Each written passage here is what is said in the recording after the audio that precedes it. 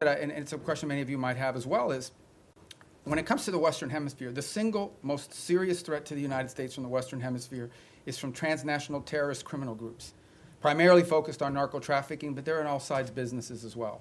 So the good news is we have a lot of countries in the region that openly cooperate and work with us to confront these challenges. Mexico, their level of cooperation with us is the highest it's ever been in their history.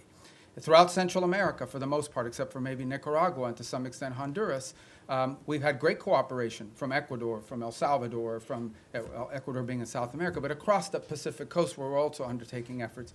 Guatemala, Costa Rica, Panama, these are all nations that cooperate with us openly in search of stability in the region. You move to the Caribbean basin, in Trinidad, in Guyana, in Jamaica, in the Dominican Republic, countries that openly cooperate with us. Even Colombia, despite its unusual president, has institutions in that country that work very closely with us, and those ties remain unimpeded and unaffected. So all of this is very positive. There's one place that doesn't cooperate, and it's the illegitimate regime in Venezuela. Not only do they not cooperate with us, they openly cooperate with terrorist and criminal elements. For example, they invite Hezbollah in Iran to operate from their territory.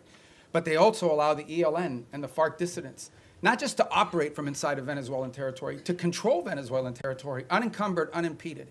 On top of that, we know that they are in cahoots with drug trafficking organizations. It's not just that they don't work with us against these organizations. Okay? It's that they openly, cooperate with these guys and allow them to operate. So these guys are, marching in and out, doing whatever they want from Venezuelan territory, and it's a challenge. And so that's why that's received so much attention. But I would urge you to not just focus on that, but also focus on all the other things we're doing in the region, including, for example, standing up this gang suppression force in Haiti, which we were looking for 5,500 forces. We already have pledges of up to 7,500 forces from a variety of countries. We've seen donors step up to fund that effort. That's a very important effort. It all ties together cohesively. But the goal here is to bring security and stability to the hemisphere, to the region we live in, okay, which has not received enough attention.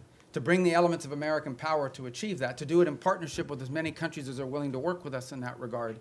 That's the goal here, and it's comprehensive and involves more than just one place.